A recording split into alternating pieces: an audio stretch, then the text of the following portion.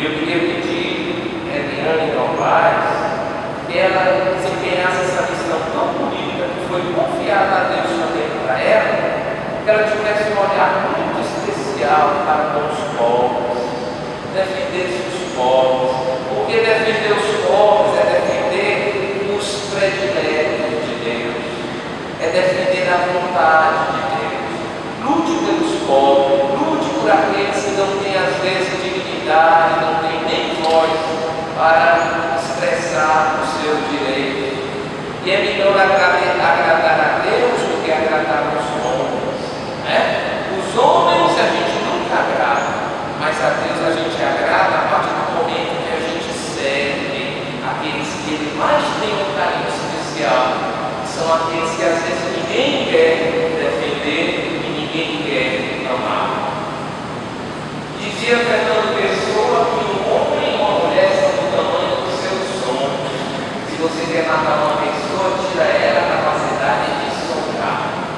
Peçamos a Deus que dê a Eliane sempre esta graça de sonhar.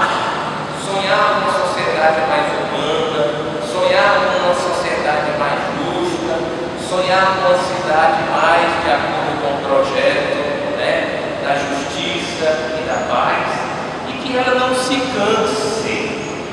Santo Agostinho diz que o verdadeiro amor nem cansa e nem se cansa, né? Que ela não se canse dessa missão tão bonita, porque às vezes quando a gente luta pela dignidade da humanidade, às vezes a gente rima contra a maré, mas é preciso ter essa ousadia de remar, porque agradar a todo mundo nós nunca vamos agradar, né? Então peçamos a Nosso Senhor essa graça, que dê muita saúde a ela, aos seus familiares aqui presentes e tantas pessoas que vieram aqui nesta noite agradecer o dom da vida.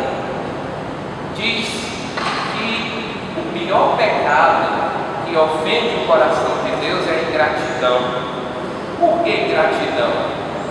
Só sabe reconhecer, só sabe agradecer aquele que reconhece. Você nunca vai esperar reconhecimento, agradecimento de uma pessoa que não reconhece. Às vezes nós temos tantas coisas para pedir a Deus, mas às vezes a gente tem tantas coisas para agradecer a Deus. Tenhamos um coração agradecido a Deus, porque um coração agradecido, como diz o livro dos Provérbios, é um coração agradável a Deus, né? Então nós estamos aqui neste altar, reconhecendo a vida dela como um dom, e a gente vem ao autor da vida, que é Deus. Toda vida só tem sentido vivido na intimidade com Ele. Uma vida longe de Deus perde a sua origem, perde a sua fonte, perde a sua força.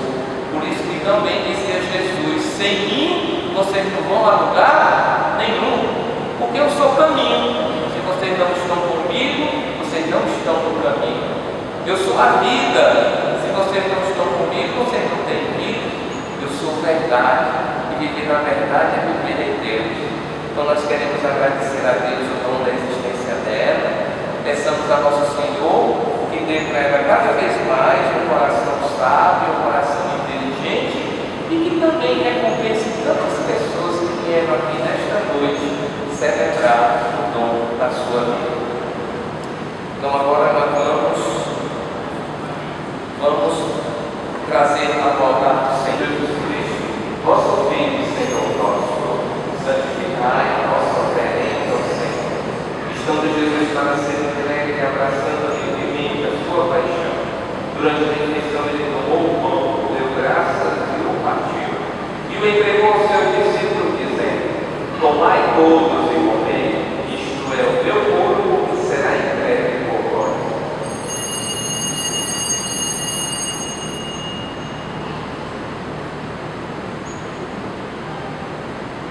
Do mesmo modo, ao fim da ceia, tomou um cálice em suas mãos, deu graças novamente e o entregou aos seus discípulos, dizendo: tomai todos e bebei, este é o cálice do meu sangue, o sangue da nova e eterna aliança, que será derramado